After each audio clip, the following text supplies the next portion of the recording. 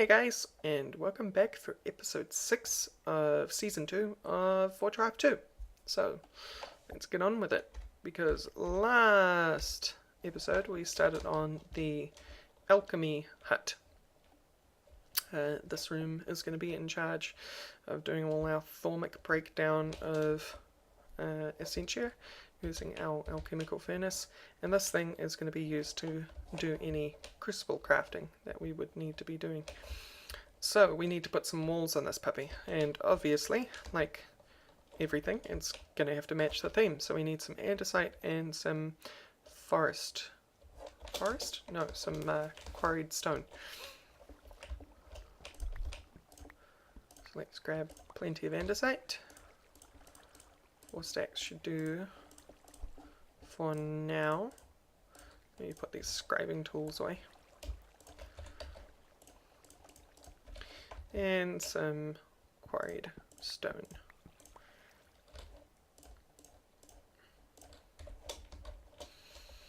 And much in the same way, we're going to do similar things. So our first layer should be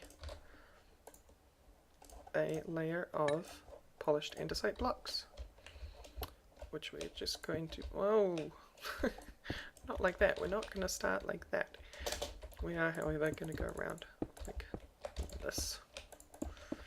And this is where things start to speed up too, because once you've got a consistent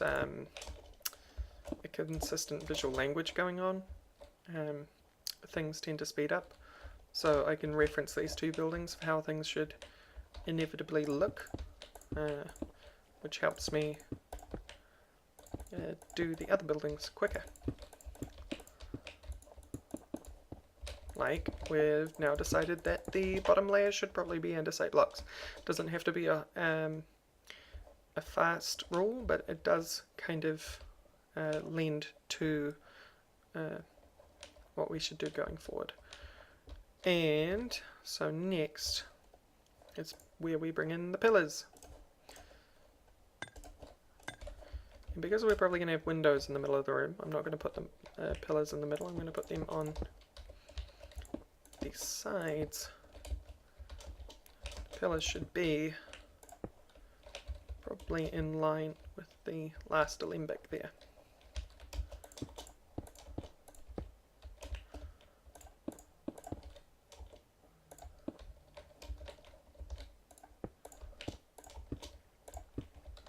Yep, I'm going to have to chisel some more andesite.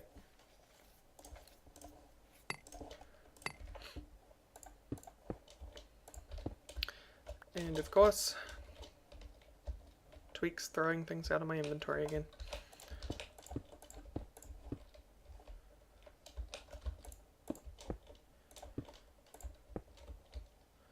Now, we could put the andesite on top, andesite blocks on top, but I think what we'll do this time is we will go back to polished like this, and we will just see how we go building upwards and see if we want to cap them off with andesite blocks on top after all, because we don't have as much wall space, especially since we're going to be including windows in here. So with the quarried stone, once again, because of our limited wall space, we're probably going to skip using the blocks and go straight to the bricks.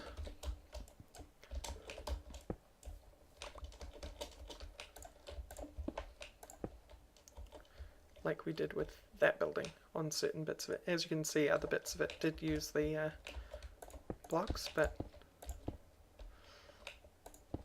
that's... oh, no, this is the doorway. Gotta stop doing that.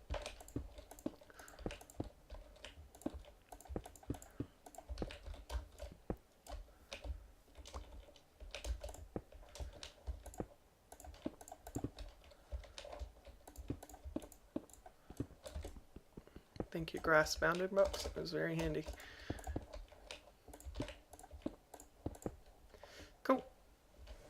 So that gives us our first layer, and I think what we want to do now is get out our glass, and I'm going to need more than that. Just to give us an idea of what the windows will be like on the inside. Now they're actually going to be higher up, because if we come in here, our head is squarely at the fitted quarried stone, so you're not really going to be using the windows for their particular job. We could bring it down one more actually. I don't think we'll do that. Which means they'll be sitting right on top of the fitted, on top of the andesite blocks. And I think I like the 9x9 window, so we'll do the 9x9 window on this side. Because it fits, it's level with the grass just there. We need 4 more. 1, 2, 3, 4. There's only going to be 2 windows in this hut. Reason for that, of course, being that this one is going to be a wall because of this grass bank here. I mean, we could have a line of 3 or something up here, but who knows. So next, we are going to go straight to the quarried brick. Now the other thing about this being a hut is it's not going to have quite as much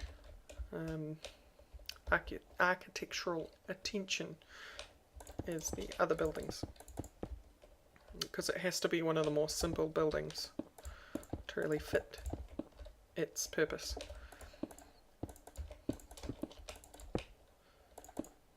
No. Doing all sorts of block misplacing tonight. So a wall comes up. Already need more.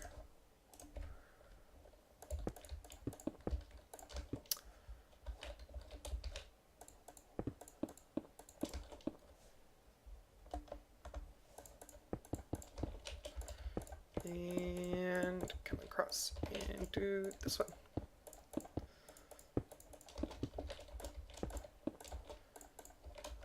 Now, I'm just going with it with this, even though I know that the door is going to be there, because we can always go back and take out these blocks and change them. Or something like this, to make it fit with the other building that we have. Now I think we are going to put the polished block on top, after all. But now that the walls are there, it actually makes my job a lot easier.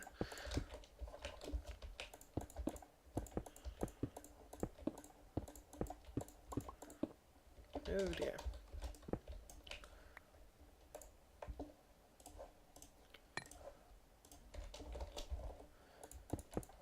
Oh.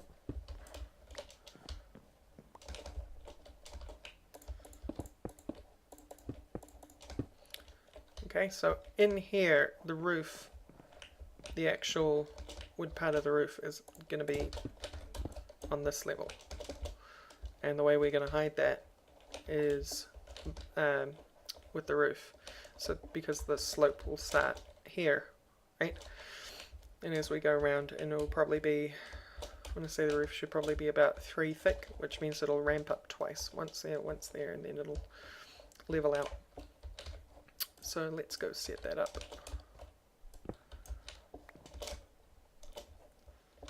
Which means we're probably going to need a lot of great wood.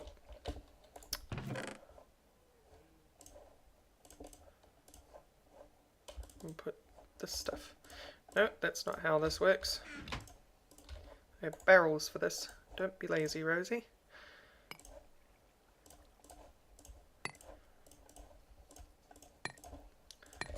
Okay. Cool, cleared out. Glass can go back in. Great wood, probably gonna need more. Gonna need all these carpenter slopes.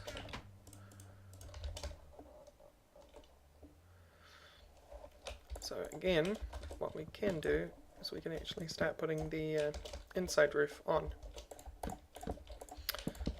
By just going around on the inside here and filling it in with our super wand.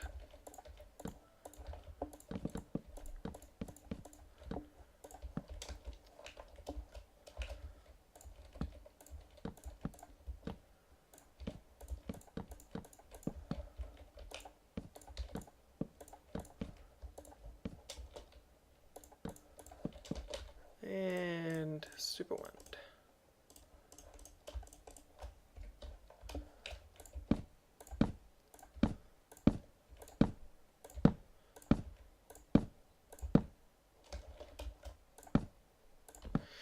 Okay, so that will actually let us know what it's going to look like on the inside. Just like this, which I think it's nice and cozy and very hut-like, which is what we want.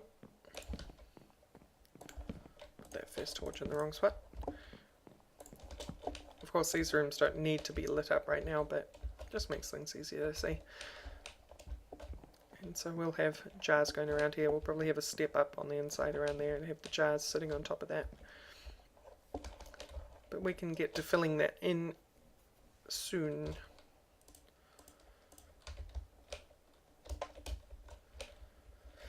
So let's put the first layer of carpenter's slopes on. We will go like that. No, not like that.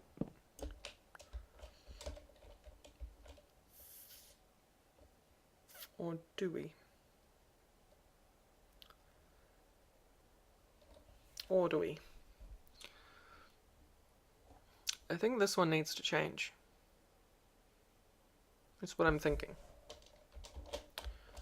Yeah.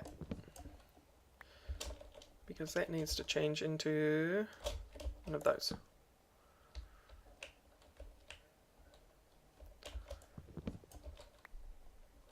So that's going to have to happen on all... Oh no, bad. On all of these little corner spots. Right.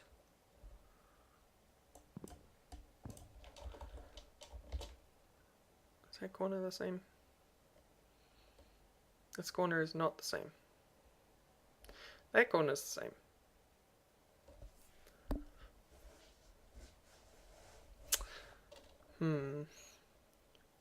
Nope, it is the same. Okay. I was overthinking things, and I'll show you in a second what I'm babbling about. So if we grab these, go like that, and then that. See? So that's the correct corner type that needs to go there. And we can keep going around. Whoa, no, please don't.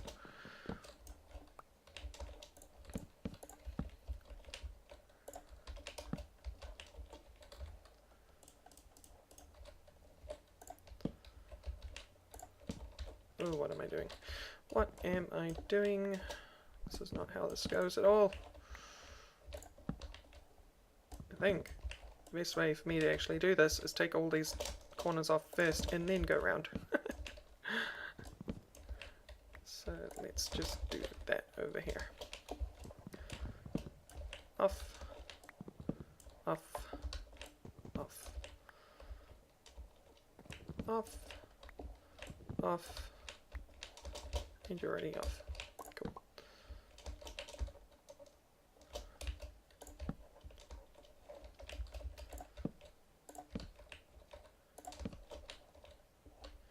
Good. Go back to carpenter slopes.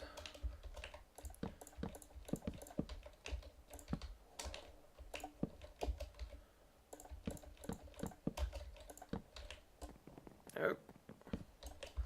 Tried to move sideways, got clipped on those leaves. And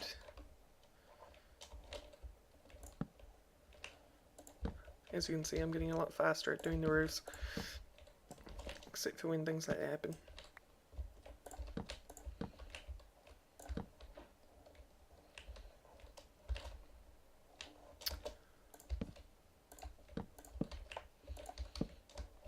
Okay, and so the next one needs to be kind of similar, and I am actually just going to do all of this.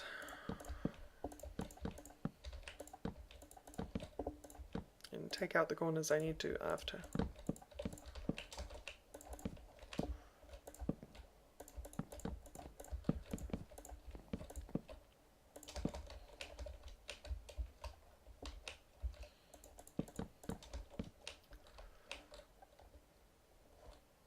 So, will it be 3? And by that I mean 3 layers for the slope top. And I'm thinking the answer is no, so we want to super wand this already. I think we're going to run out. Nope, we have plenty more.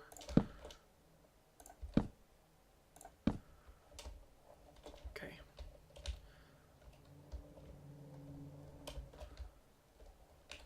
So now, because of these guys, we're going to be wanting certain different corners, and those are these ones.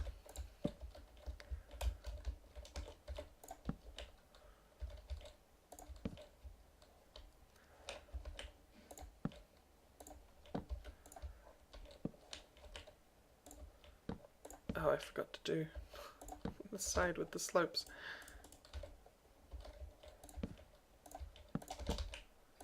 On you go.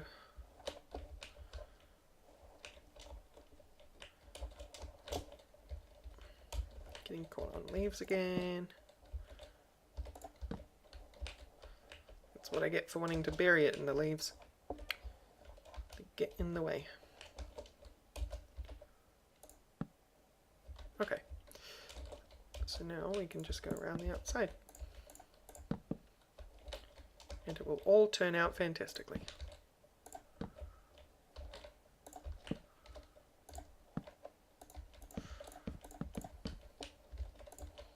Just like more complex stairs, some of these actually bend themselves. Like I'm still holding carpenter's slope, right? But that turns into a corner.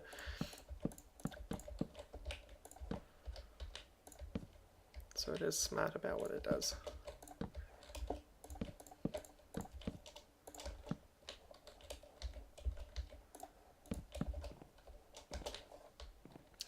Just have to aim it right.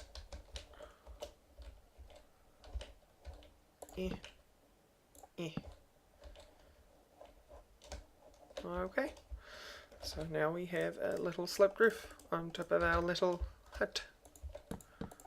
I need to now paint all these slopes with great wood.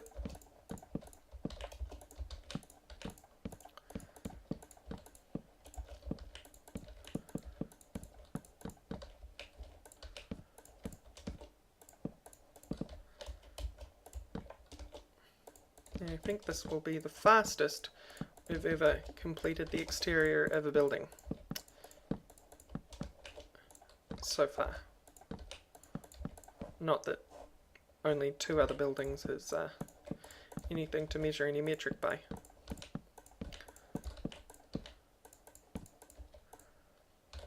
No.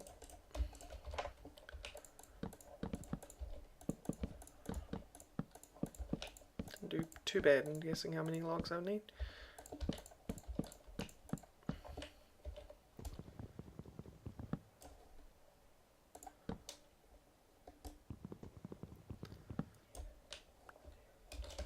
Okay, let me just double check the outside. Looks good. I like it. Nice simple little hut, and on the inside we will have alchemy, and I need steps and a door. So let's go deal with both of those.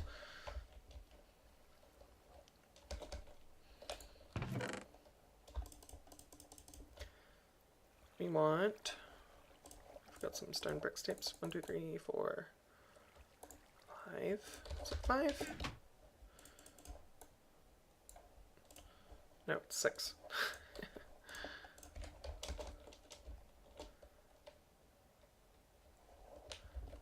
And like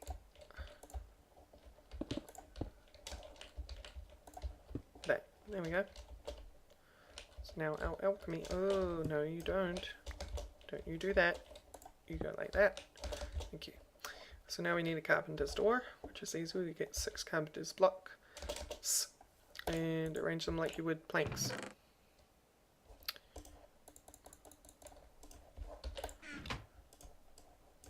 Ta-da!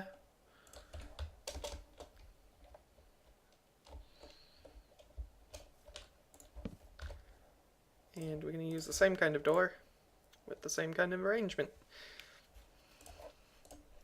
Later on I'll probably put like bibliocraft signs above the doors, which will have symbols and fancy writing in them and whatnot to designate what all the different buildings are.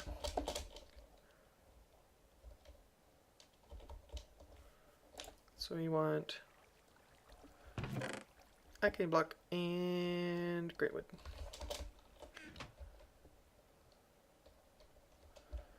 Bam. Bam. And let the server catch up. Alright, we have the exterior of our alchemy hut. Which really, in the grand scheme of things, is actually pretty fancy. Pretty fancy. So, the one thing on the inside here we're going to want to do is probably get some more great wood.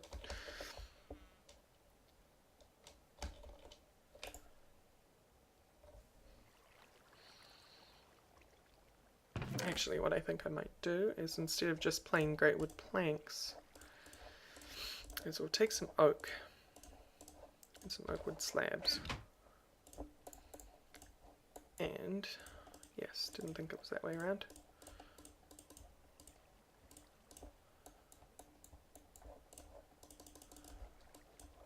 So we'll make a bunch of tables.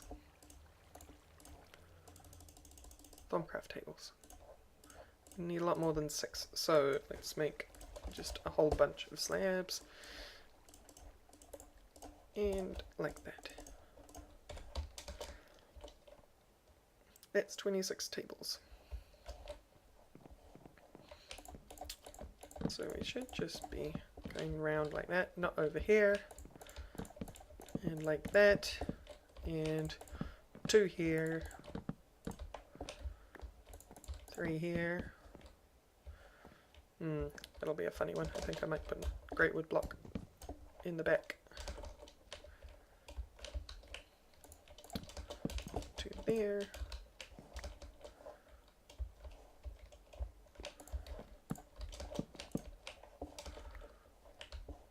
Ah, perfect. I didn't mean it to be perfect. I thought I was actually going to have way too many, but what do you know?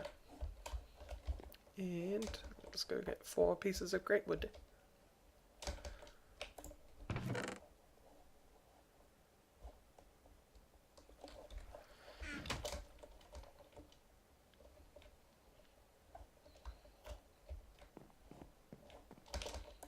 One there, one there, one there, and one there.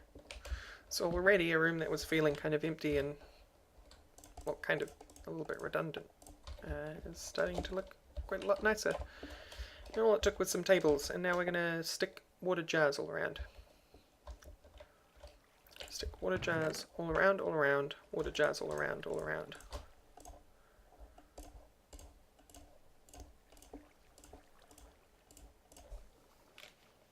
If I can remember the recipe. Which I can't, by the way. Okay, cool. Need lots of glass. And I'm just going to take all of this.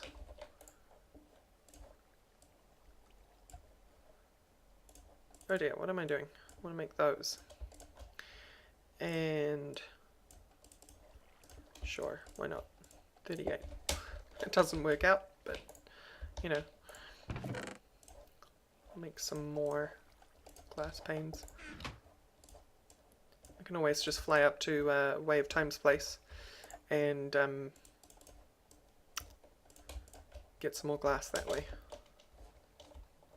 Let's fly back up to our table. Put the wand back in.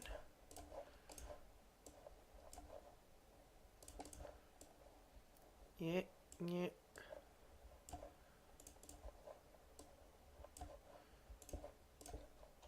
And 16 water jars. It's actually not enough. We need more. I think, how many aspects are there? Does it give me a grand total? No, it doesn't. and there's 1, 2, 3, 4, 5, 6, 7, 8, 9, 10, 11, 12, 13, 14 pages of 4. So 50 something aspects.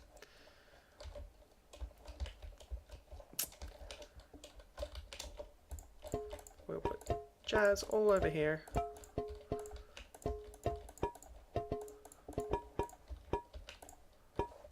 Right, so that's kind of how it's going to be arranged all around the room.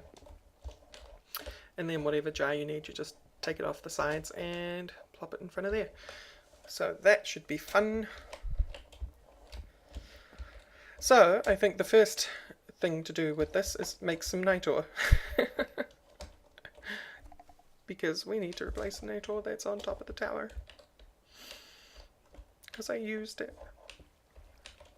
It wasn't very nice. This chest. I need 3 more. I forgot what aspects I need, but I need some aspects. So the way this works is you put the catalyst, which is the thing that you throw in last in the crucible, in the top left, and then it tells you what you can make. And we want to make night ore, so we're going to need per one of these. So we're going to need 9 Ignis, 9 Lux, and 9 Potentia. Let's go see what we actually have is... Well, we have enough Ignis, so that's cool. We have Vitreous, Bricantatio, and Aurum. And we'll just throw these over here for now, I think.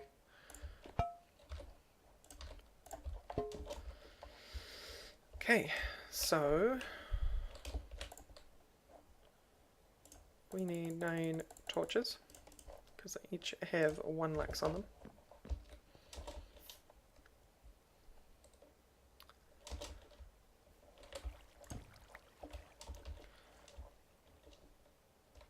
And we can actually take some of this coal for the Potentia. So that will be 8. 1 more. So there goes our torches.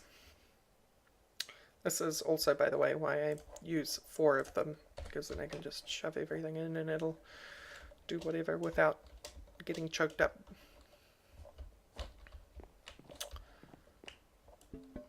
You're our Potentia jar. Actually, you're our Lux jar. Congratulations. And you're our Potentia jar.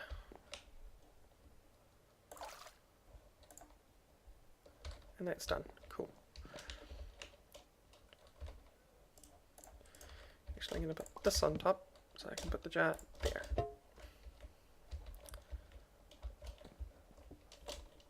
Let's go get some essential tubing. 1, 2, 3, 4. And the other thing I need to do is I need to get my wand, because what's going to happen is... Oh, did I take my wand? Oh, I did. Okay.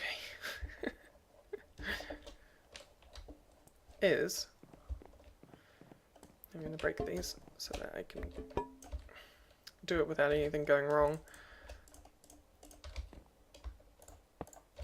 It's going to do that, but to solve that you just get your wand and disconnected.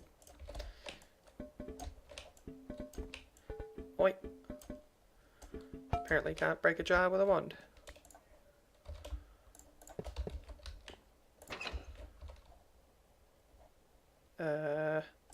Apparently you can't jar with a broken. Where's my Lux thing? Alright, just didn't show up in my inventory.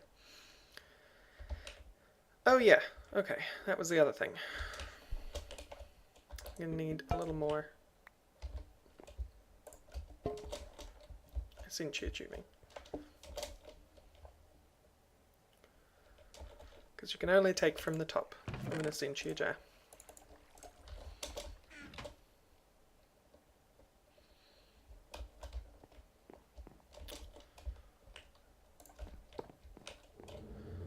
Now it's starting to do its thing. It'll throw niter at me, and I can put a chest in front, and that will stop that from just throwing it out onto the floor. But now we have the niter for the tower. 1, 2, 3. And we can actually automate the alchemical machine a little bit later on, but for right now we've got a manual one where we can just keep throwing things at stuff and things. And we can start labeling jars as we go along. And that will be all fun and games.